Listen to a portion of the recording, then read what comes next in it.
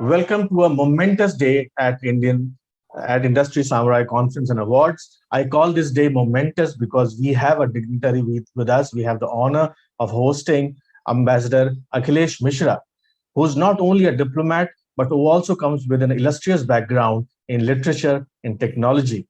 Before his keynote speech, let me quickly take you through the illustrious profile of Ambassador Akhilesh Mishra. Ambassador Mishra arrived in Dublin, Ireland on the 6th of October 2021. Ambassador Mishra is a career diplomat. He belongs to the Indian Foreign Service and has over 3 decades of rich experience in the entire gamut of Indian diplomacy, covering political, security, and geostrategic affairs, economic and commercial, investment and technology issues, education, research and innovation, cultural and soft power engagements, Indian diaspora, and India's development partnership with other countries. Before joining the embassy in Dublin, Ambassador Mishra was deployed in the Ministry of External Affairs as officer on special duty, political, and head of development partnership administration, dealing with India's official development assistance and dialogue on international development issues. Earlier, he was Director General of the Indian Council for Cultural Relations, ICCR, New Delhi. His previous assignments as the head of mission or post or division include Ambassador of India to Maldives and Consul General of India in Toronto, Canada, Joint Secretary, Head of Division in the Ministry of External Affairs dealing with India's relations with Nepal and Bhutan, and Joint Secretary in charge of Multilateral Economic Relations Division. Ambassador Mishra's other assignments were Deputy Chief of Mission in Kabul, Afghanistan, Deputy High Commissioner, Dar es Salaam, Tanzania, Deputy Consul General in San Francisco, USA, Deputy Secretary dealing with Bangladesh at the Ministry of External Affairs, New Delhi, and in different capacities in Indian embassies in Kathmandu, Nepal, Rome, Italy, and Lima, Peru. Ambassador Mishra speaks Spanish, Italian, and Nepalese, and knows among Indian languages, Hindi and Sanskrit besides English. A very, very warm welcome to you, Ambassador Mishra. Over to you, sir. Namaskar. Very warm greetings to you all from Dublin, Ireland. Friends, let me begin by extending my very sincere thanks and congratulations to young and dynamic editor of Dynamic Manufacturing India, Shri Anand Pandeyji, for hosting this very important, very interesting event focused on manufacturing in India.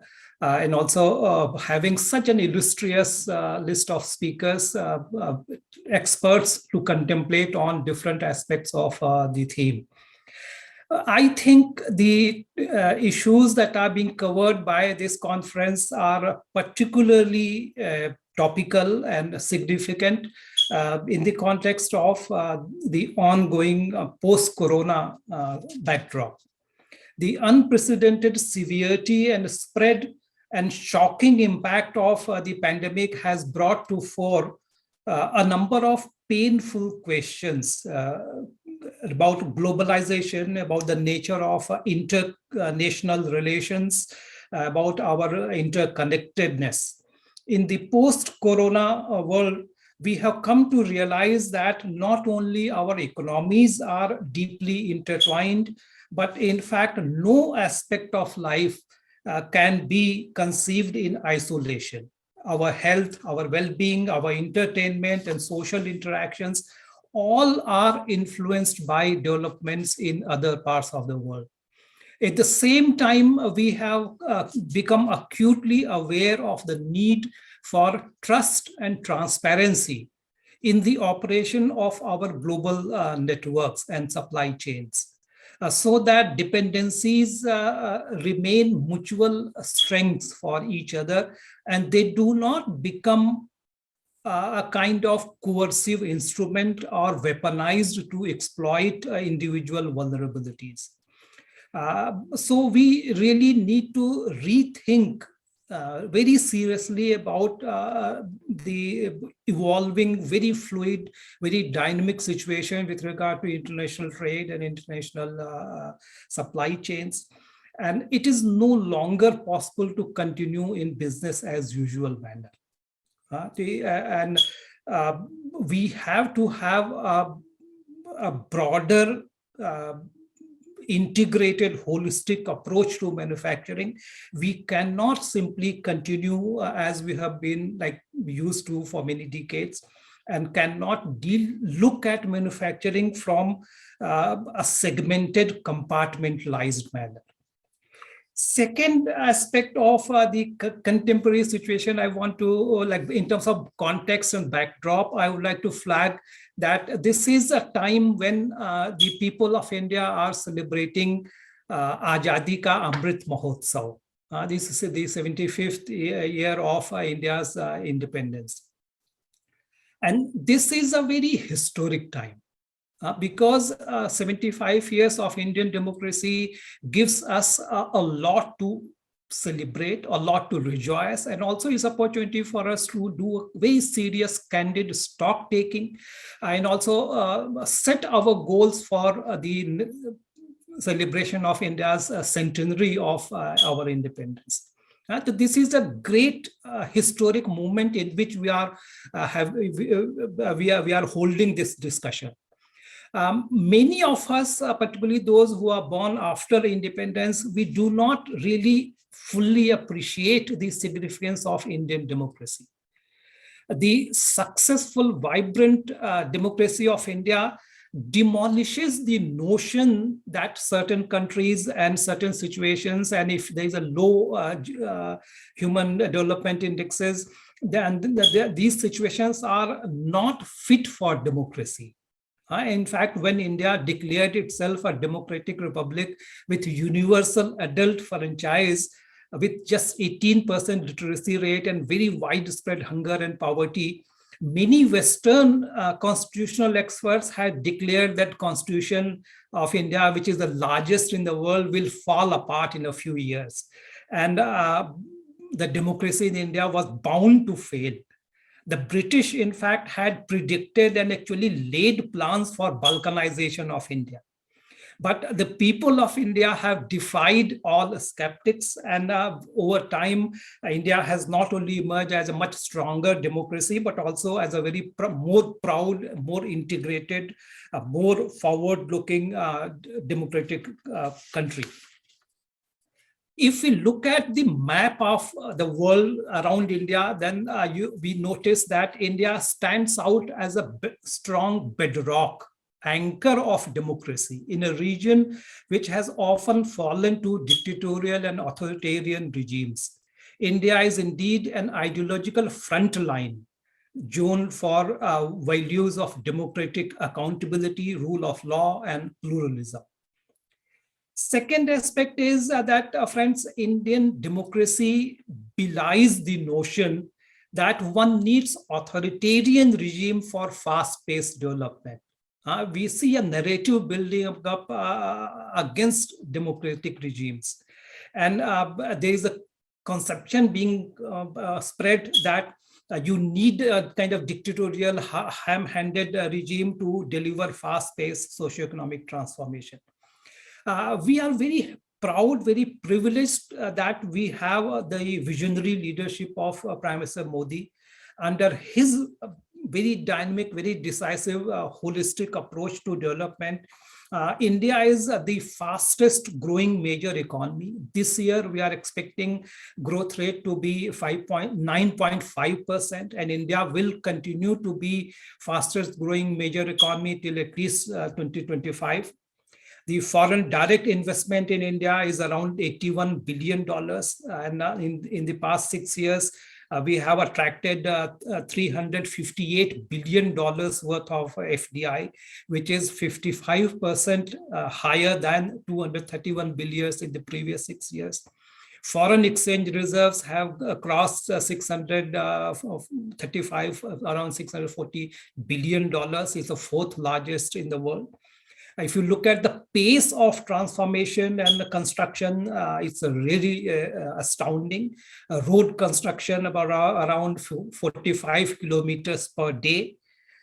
In just a few years, 100 million toilets constructed, 100 million LPG connections is granted, 250 million gas connections established, 38 new airports operationalized in India. And if you look at how the people of India dealt with the corona pandemic and how in a short period of time, India administered 1.3 billion doses, this is simply a kind of very, very encouraging sign for India's democracy and its effectiveness to deliver.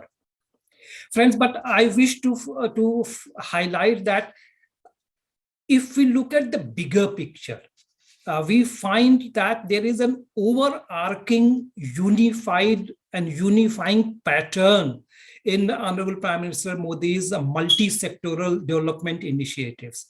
And that I feel is far more significant than the pace of execution and growth itself. There has been a paradigm shift in the development strategy of India. It is no longer the old trickle-down model, but there's a bottom-up growth model, which focuses on mainstreaming of the bottom of the pyramid. Thrust is on social equity through empowering the poorest of the people, enabling them to contribute to their fullest of potential, and become engines of socioeconomic growth rather than be dependent on charity and rollouts. And that approach is truly historic for a country like India. If you look at the Jeevan Bima Yojana, about 60 million people insured, PM Suraksha Yojana, 160 million people insured, Atal Pension Yojana, about 16 million people insured, Mudra Yojana, 86 million beneficiaries, the credit for women and self-help groups, all these initiatives are giving massive boost to self-confidence of the poorest of the poor people in India. They have brought dignity to the people at the grassroots level. And that is going to be transformational for a new India. When we set our target for 100 years of Indian democracy, I think this historic period and historic development would be a foundation. Friends, as Ambassador of India to Ireland, let me also briefly touch on the historic timing and historic opportunity that I see for India-Ireland relationship. For some understandable reasons, India's focus on Europe had traditionally been on UK. And we have not paid enough attention on Ireland and how remarkably Ireland has transformed itself, and a lot of fantastic opportunities are being opened up for Indian business community. The ties between India and Ireland are very, very close, very historic. Since the 19th century, Irish educationists and medical and engineer experts played important role in development of India. The connection between Indian national movements and Irish freedom fighters was very, very strong. Ireland constitutional experts influenced the drafting of our own constitution. And the directives of state policy have been borrowed from Irish constitution. Currently, we have about €1 billion of bilateral trade, and trade in services around $4 billion. We have 45,000 strong Indian diaspora in Ireland and 5,000 Indian students. And you'll be happy to know that the current Deputy Prime Minister of Ireland is a person of Indian origin. And he will take over next year, 2022, December, as the next Prime Minister of Ireland. And I think we need a more sharper focus on the opportunities which Ireland offers to us. It's a country of just 5 million people and 2.3 million workers, but it is an economy of about $500 billion. And another significant aspect, which is not so well known, is that Ireland has 75 million strong diaspora, 45 million Irish connection people in US, and 23 American presidents have been of Irish origin. Ireland has biggest per capita tech hub in knowledge economy, about 1,600 multinational companies, 9 out of 10 world's top IT companies, 9 out of 10 top pharma companies, 14 out of 15 world's top aviation leasing companies are headquartered in Ireland. It's a very vibrant startup segment. The VC funding ecosystem in Ireland is very robust, and there is a highest startup success rate in Ireland, 16%, compared to 6% the European Union average and 1 to 2% in India. Ireland's IT export is about $45 billion. Pharma exports are $75 billion. In 2020, the goods export was $167 billion. So there's a very, very vibrant economy. Manufacturing, the focus of this conference is manufacturing. I'm very fascinated how starting from a rural agrarian economy, Ireland has established itself as a very, very robust manufacturing hub with $120 billion worth of exports in high manufacturing sector. And it is one of the largest exporters of pharmaceutical products, is largest producer of medical tech devices and data processing machines, and it's a nutrition products. So there's a lot of complementarity between India and Ireland. Through your distinguished platform and this network, I wish to urge my friends in India to look at Ireland as the only English-speaking country of the European Union after Brexit. Secondly, the strategic location of Ireland, connecting not only with the European Union, not only close proximity with the large market of UK, but also it's a transatlantic connectivity with the USA and Canada. This Ireland should be looked at as a base and as a hub and a spoke for more ambitious Indian manufacturing companies. Lastly, I would urge that we should have a strategic look at Ireland and have a multi-sectoral, broader people-to-people connectivity in business. As India's representative to Ireland, I'm always at the disposal of our Indian friends in every sector, whether it's a business, whether it's education, whether it's a startup, whether it is cultural personalities. Anyone who is seeking information about Ireland or seeking assistance and guidance in connecting with Ireland, I'm always at your disposal. Thank you so much. Thank you so much, Ambassador Mishra, sir, for this very, very comprehensive, illuminating, and informative speech. You've covered so many points, including the rich and vibrant history, democratic history of India, the rich history of Ireland, the similarities between the two, and the wide diaspora that connects both the countries. Amazing, sir.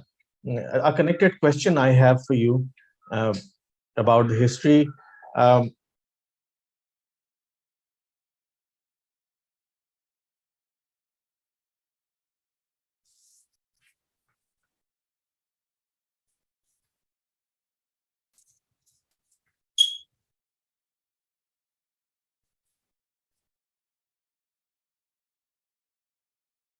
can't hear you, Pandit.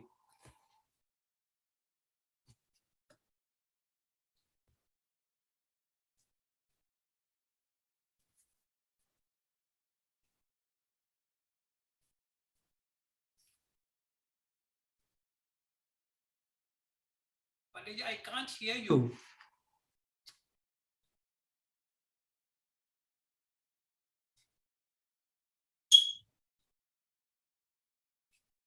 Pandit, there is some connectivity issue. I'm not able to listen to you.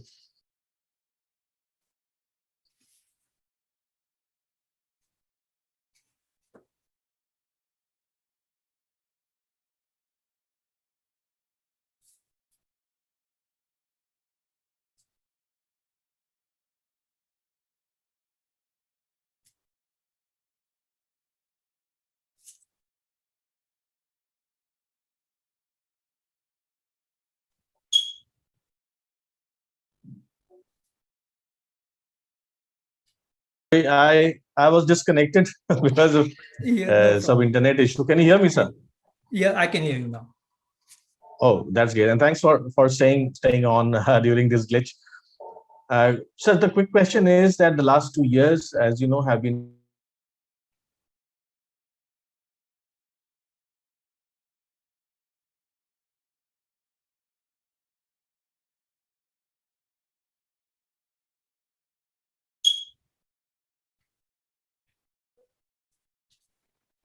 yes, sir. So what is the message that you have for Indian manufacturers? Yeah, Panditji, I think the foremost lesson and message to our Indian friends is that there is need for better preparing for contingencies. Corona is not the last one. Natural or man-made disruptions in normal life are to be expected, and therefore business as usual is not going to help us. The new reality of globalized interconnected economy post-corona is that even high GDP or per capita income or great macroeconomic indicators can't and do not always insulate you from emerging challenges.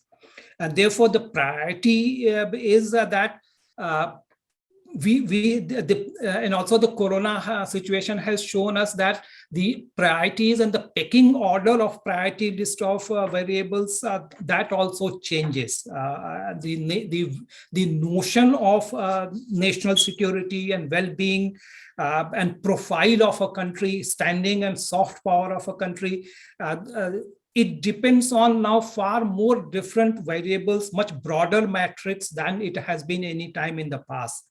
The healthcare system, the education system, the resilience of internal delivery and supply chain systems, reliability and security of your digital infrastructure. These are all very, very critical part of national security and our economic well-being. And for a country of India's size, no one else can come to our rescue.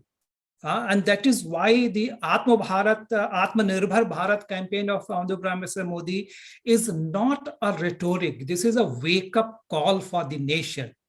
And that has to be a broad-based national people's mission.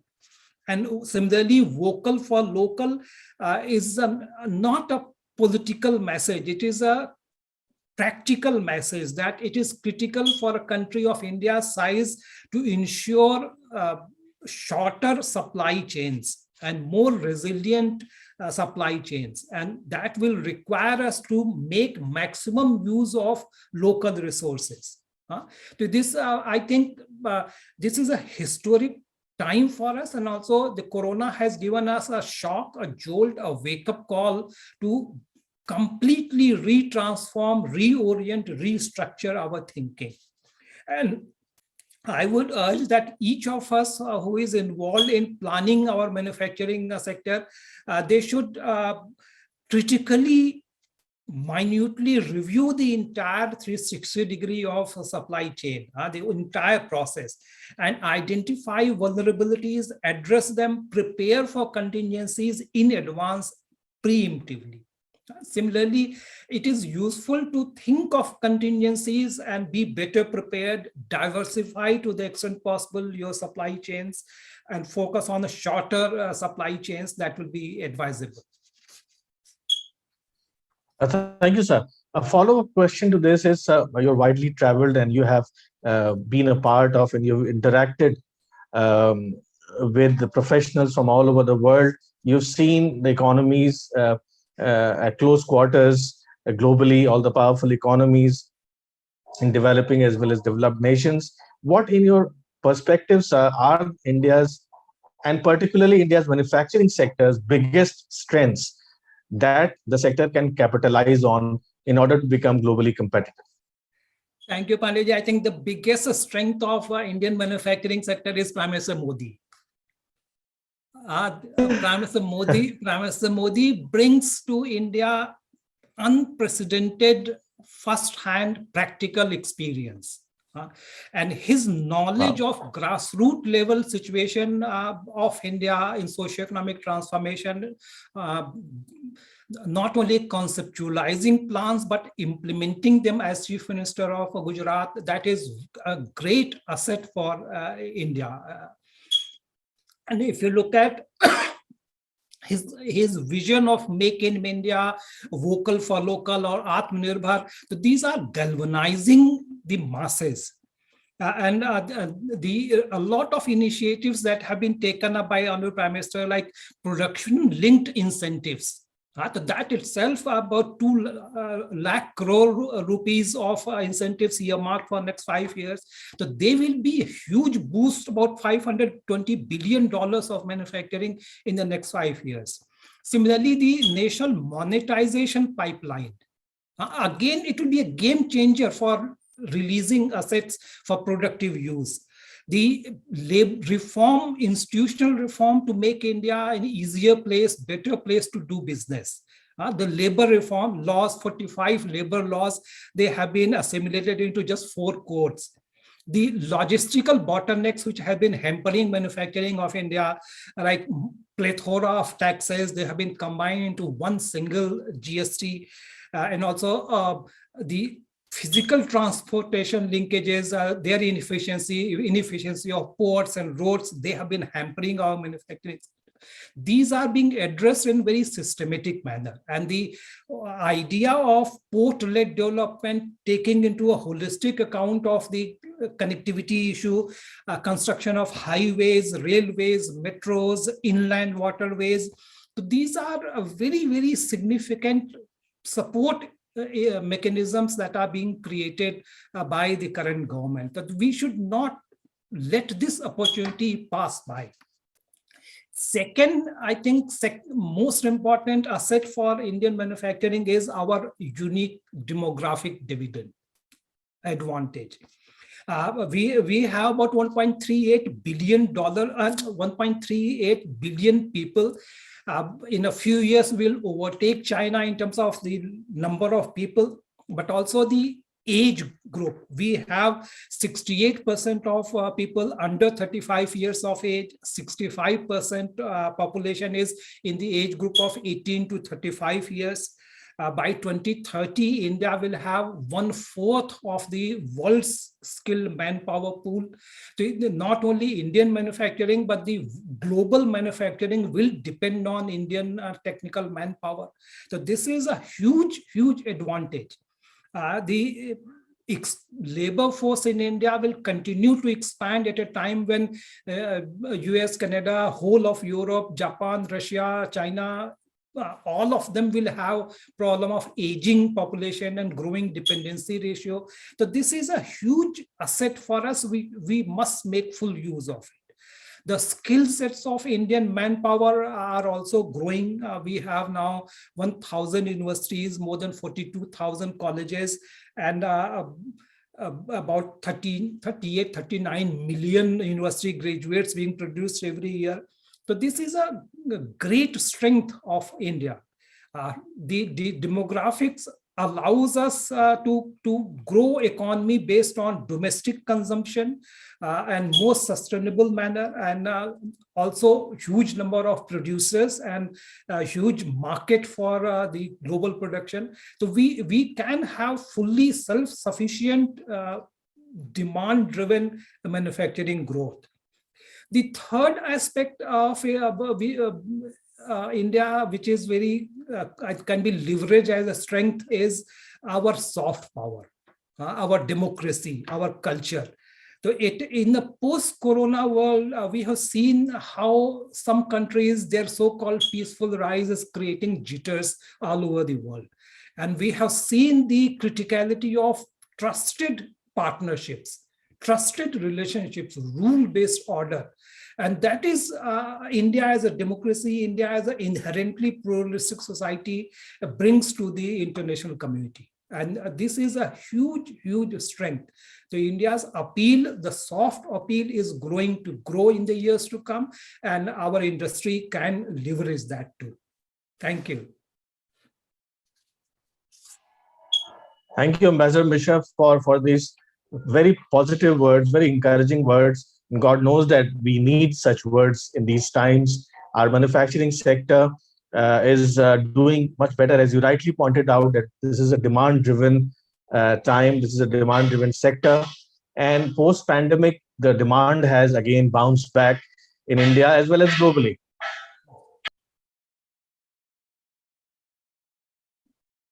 As you can see, there is an industrial unit close to my house. And as I was saying, talking about industrial activity, you got the proof, in the pudding. So thank you for those encouraging words. This will go a long, long way in inspiring our readers, in informing our readers in the manufacturing sector and in the economy at large. You have a brilliant day, sir. I know there's you have morning over there in Ireland. These are early hours of the day. You enjoy your day, sir, and have a brilliant day. Thank you. Thank you once again. My standing offer to all Indian friends to reach out to me if they need any assistance, guidance, input, suggestion with regard to India-Ireland partnership. Yes, sir. Thank you. Thank you.